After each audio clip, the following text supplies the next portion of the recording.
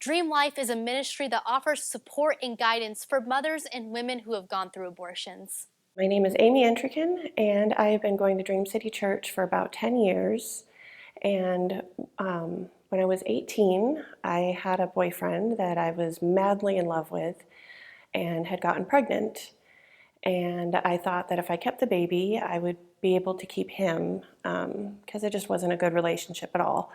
And so maybe around 20 weeks, I decided I was going to get an abortion, and it was expensive and really emotional. And it was a 2-day process. They had to go in the first day and get dilated and go back in and have the procedure done. And they sedated me and everything, but I don't remember some of the process. I think I just blocked a lot of it out. But met my husband at 19,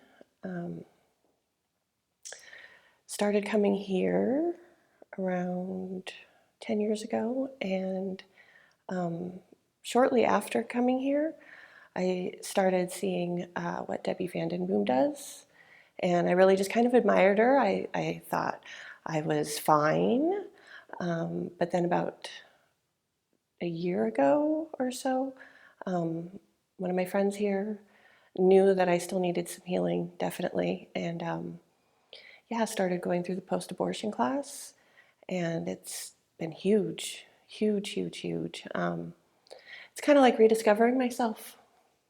After the abortion, I started throwing myself at men, doing drugs, partying a lot.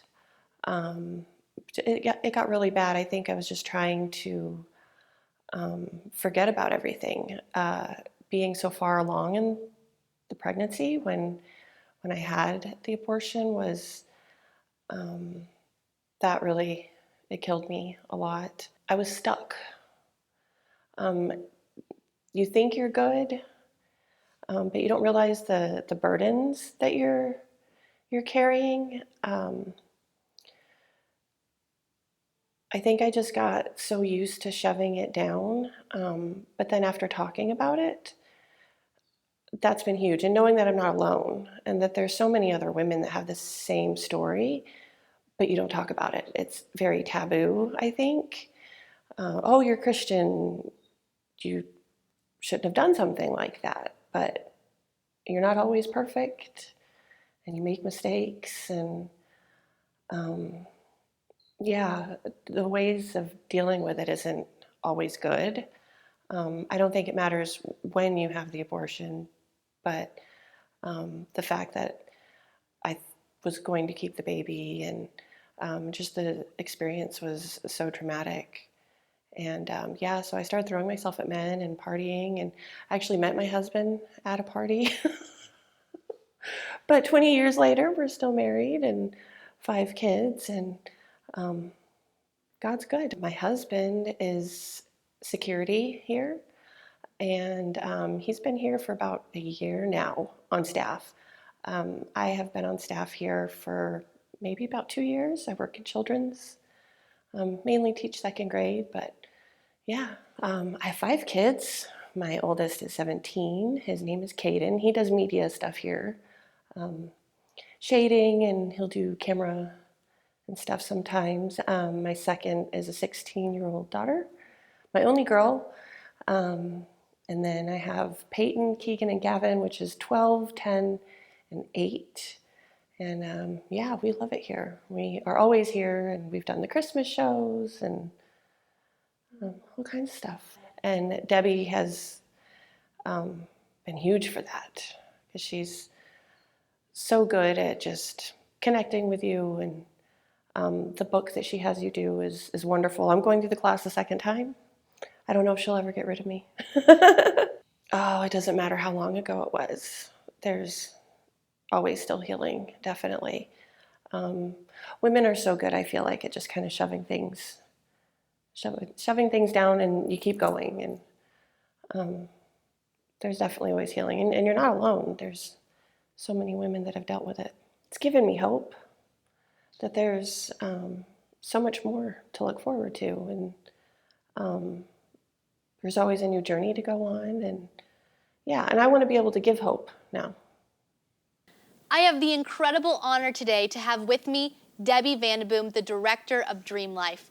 Debbie, thank you for being here today. It's my honor to be here. I'm glad to be here. Well, you shared with me an incredible statistic earlier about abortions in women in and out of the church. Can you share that? Yes, so the statistic is that 1 in 4 women have had an abortion, and that's the same in and out of the church. I think the common misconception is that it's happening outside of the church, but in my personal experience and in the statistics that I've seen, it's the same in and out of the church. I've spoken to women over the years who were going to Bible college when they had an abortion, who were pastors' daughters, who were raised in the church that had an abortion to cover up a pregnancy.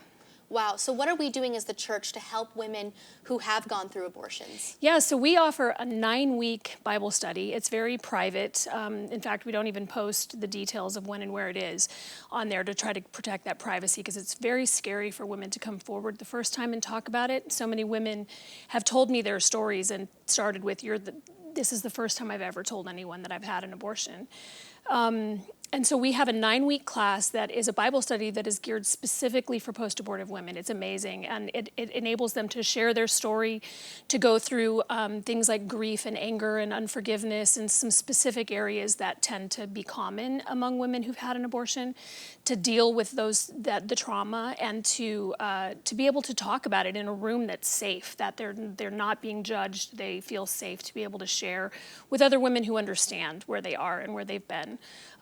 So it's been an amazing, and the difference from week 1 to week 9 is just phenomenal. Like the God moves in that arena just in such an amazing way, where you have women that have never shared their story, and then by the time they're done, they're able to talk about their experience with others and be able to share, feel strong and feel healed to be able to share their story with other people. Absolutely, and it's amazing. I was there at the interview, and we just watched it a minute ago.